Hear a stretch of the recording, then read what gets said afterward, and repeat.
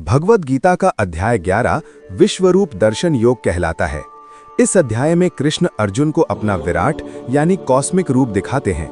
ये गीता का सबसे अद्भुत और गहन अध्याय माना जाता है, क्योंकि इसमें भगवान की अनंत शक्ति, समय और सृष्टि का रहस्य प्रकट होता है। अध्याय 11 का मुख्य प्रसंग। महाभारत के युद्ध से पहले अर्जुन के मन में अनेक शंकाएं थीं।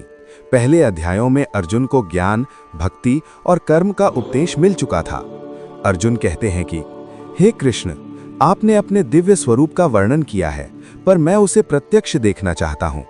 तब भगवान श्री कृष्ण अर्जुन को दिव्य दृष्टि देते हैं, ताकि वो उनका वास्तविक विराट रूप देख सकें। विराट रूप का वर्णन। जब अर्जुन को दिव्य दृष्टि मिलती है, तब वो श्री कृष्ण के अंदर पूरी सृष्टि देखता है। अनगिनत मुख और नेत्र, असंख्य दिव्य आभूषण, अनंत प्रकाश, सभी देवता और लोक उसी रूप में। अर्जुन को ऐसा लगता है कि जैसे 1000 सूर्यों का प्रकाश एक साथ आ गया हो। इस विराट रूप में अर्जुन देखता है कि सभी योद्धा भगवान के मुख में प्रवेश कर रहे हैं, मानो समय स्वयं सबको निगल रहा हो। काल यानी समय का रहस्य। इस अध्याय का एक अत्यंत प्रसिद्ध श्लोक है, कालो अस्मि लोक क्षयकृत प्रवृद्धो, अर्थात भगवान कहते हैं, मैं ही समय हूं जो संसार का विनाश करने के लिए आया हूं।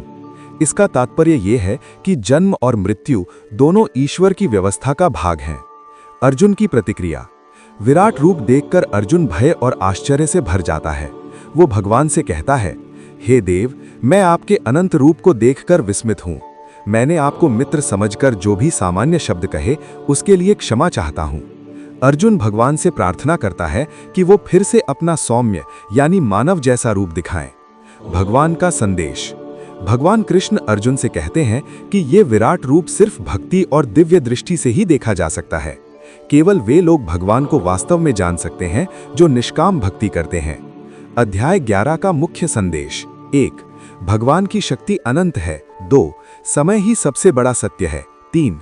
मनुष्य केवल कर्म करने वाला साधन है। 4. ईश्वर पर विश्वास और भक्ति ही सच्चा मार्ग है। निष्कर्ष। गीता का अध्याय 11 हमें ये सिखाता है कि पूरी सृष्टि ईश्वर के नियंत्रण में है।